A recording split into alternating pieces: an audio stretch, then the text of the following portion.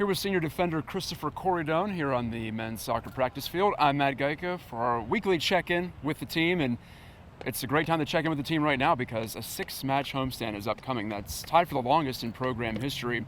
Chris, the team's still looking for a victory after 4 games. You're a sports psychology major, so how do you go about keeping your mind right and helping other guys keep their minds right too? I mean, for the most part, mentality is the most important thing. We're 0-4, of course, but at the end of the day, we start a new game at the 5th game, so we have to be ready to go from the beginning. I think in the big games, we start 5 minutes in, we let the team do a lot more than we do, so I feel like we should just put more energy inside and start from the warm-up, maybe even practice. We had a little more fight today. These are all good things because we have to stay mentally focused to be able to win these games. Hey, you brought up the start of the games. 10 of the 14 goals you've allowed have been in the first half. You've been down a couple of goals going into the half the last couple of times out. So what can you do personally or as a unit on the back line to be a little more tight at the start? I think from the beginning of the game, right when the whistle goes, we have to be more switched on because I feel if we're not switched on, the team, like last game, they scored 2 minutes into the game. Like that's nothing about skill or anything about that. It's just being switched on, you know? I think we just have to be focused right from the beginning and then we'll do much better from there.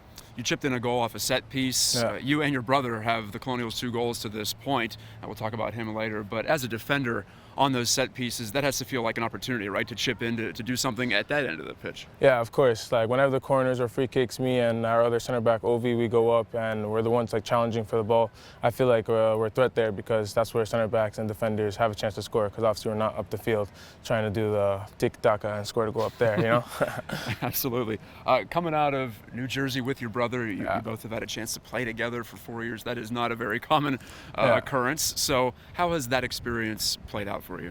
Playing with my brother is probably the best thing because after the game we could talk about what we did wrong. We always ask each other like what's the rating of the game out of 10, and if it's not good enough, then the next day we do what we have to do better so we can get that rating higher than what it was. And if he does good, like I don't let him get too like cocky, you know what I'm saying? Like, oh, I scored last week, now you got to do it again because last game, okay, who cares? Now we have to win again. So that's why I feel we just keep each other in check and keep each other focused to do more. Well, the Coridons are a very sporting family, and 2 brothers playing soccer. Your mom and your dad both played college volleyball, too. My uncle played. And your uncle? Yeah. Okay, so exactly. There you go. How much of an advantage did that give you growing up? My mom, like, she's at pretty much all the games so far this season. The same with my dad, but they're always focused in the game. And sometimes it feels like she's playing on the field more than we're playing because she's so focused in the game. But it's good because I feel that at home, like, we talk about the game, they know about the game, so it's good for the team as well. Just because if we have outside people looking in at the team just as much as we are, then it gives us more support, which means that we have to play harder so we can make them happy more than make ourselves happy as well. And lastly, I mentioned the 6-match homestand, a big opportunity here, not just to get 1 win, but maybe stack a few to start feeling good about yourself as a team. How are you looking forward to this?